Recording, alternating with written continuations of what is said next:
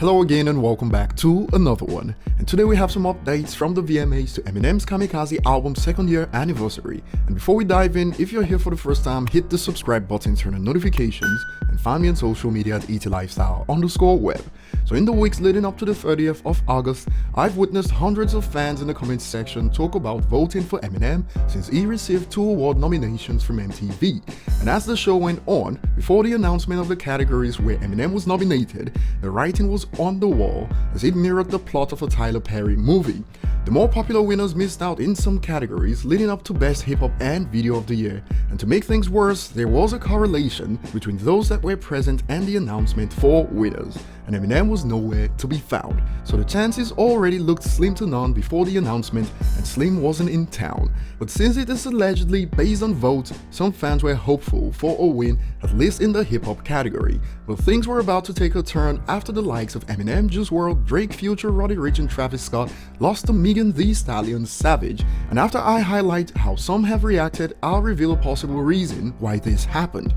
Anyone with an internet connection around the world could participate in the voting process, and you'd have to do some mental gymnastics to explain how an artist considerably less popular, like Megan, wins based on votes and the user states. Considering it's based on people's votes, this shouldn't even be possible, rigged. But I'll reveal why there was a possibility of this in the first place, and another user expands on this.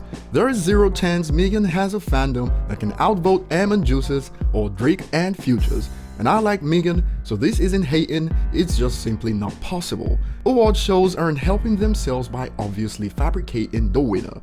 Now, these opinions certainly aren't far-fetched because statistically, it's virtually impossible. And the credibility of the system takes another hit in 2020, and an article from the Houston Press titled "We Love the VMAs Because They Are Rigged" offers an explanation for why this happens, and as usual, you have to follow the money. If for any reason the voting process is interrupted, is found to have been tampered with in any way or for any other reason that sponsor believes in its sole discretion to be reasonably necessary, sponsor reserves the right to select the winners at its discretion. And it continues. This is what it says at the bottom of the MTV Video Music Awards voting page, and what it basically means is that MTV can completely disregard the fan voting results and choose the winner they want, for lots of different reasons. So translation, the winners are decided by the sponsors, and let's say they try to get Eminem to make an appearance or record a video for accepting his award beforehand, and he declined, then down goes his chances of winning because the sponsors didn't get in the business to lose money, and they also gain a ton from free promotion from nominating big names like Eminem. I call this the bait and switch, so well played. Eminem's Kamikaze album is now 2 years old, and we have a couple of facts to run through about the album that most people missed because the MSM were butthurt that Eminem called them out on that one, and we all witnessed how they scrambled to push out negative reviews.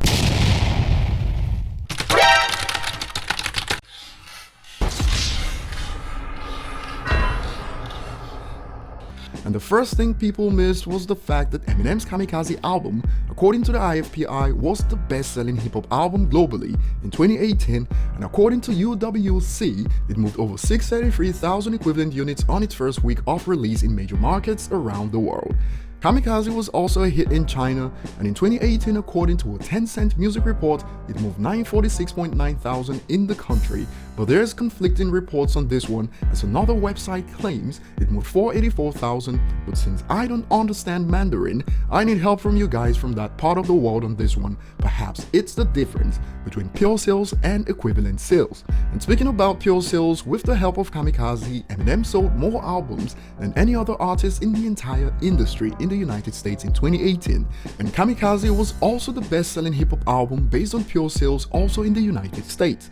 It also became one of only 2 hip-hop albums ever to hit #1 on iTunes in at least over 100 countries worldwide, and has been certified platinum in the US, UK, New Zealand, Denmark, and Australia.